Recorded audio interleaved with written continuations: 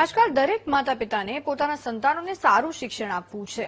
આ માટે સ્કૂલની પસંદગીની વાત આવે એટલે સારી શાળા શોધવા લાગી જાય છે। અંગ્રેજી માધ્યમ અને ખાનગી શાળાને વધુ પ્રાધાન્ય આપે છે। પરંતુ તમને જાણીને નવાઈ લાગશે કે સુરતમાં એક એવી સરકારી શાળા છે જ્યાં એડમિશન માટે ઉચ્ચ અધિકારીઓથી લઈને તમામ પ્રકારના લોકો પડાપડી કરે છે। બોલો, લાઈનોમાં લાગી જાય છે। કેમ આ શાળાનું છે આટલું મહત્વ અને વાલીઓનું શું છે મત, આવો જાણીએ।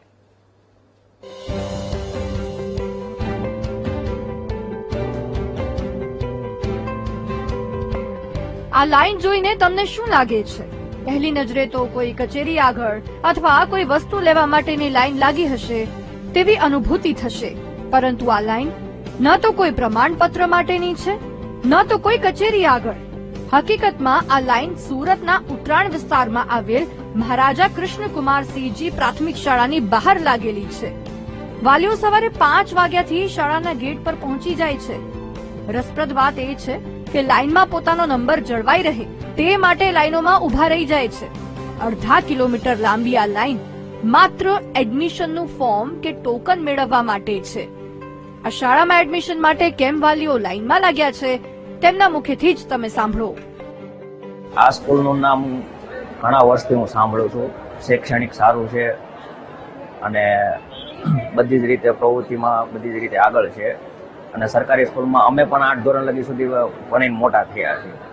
અમને સરકારી સ્કૂલનું શૈક્ષણિક સારું લાગે છે। કતારગામ અંકુર સ્કૂલમાં ભણે છે અને એની ફી છે 18,000 રૂપિયા।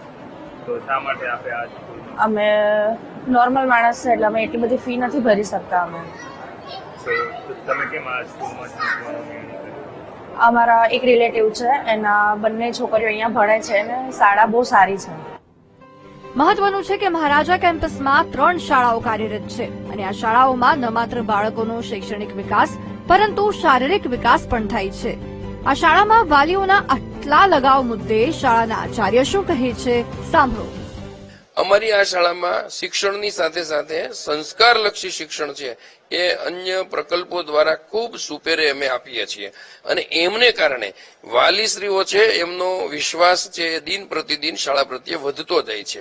છેલ્લા 8 વર્ષથી જ્યારે પણ પ્રવેશ પ્રક્રિયા હોય ત્યારે આગળના દિવસે એટલે કે રાત્રે 2-3 વાગ્યાથી વાલીઓ લાઈનો લગાવી દે છે અને જે અહીંયા નામાંકન થાય છે એની સામે અમે ડ્રો દ્વારા પછી પ્રવેશ છે એ આપીએ છીએ। સૌથી મહત્વની વાત તો એ છે કે શાળામાં 400 વિદ્યાર્થીઓની જગ્યા સામે 1500 થી વધુ ફોર્મ ભરાઈ ચૂક્યા છે।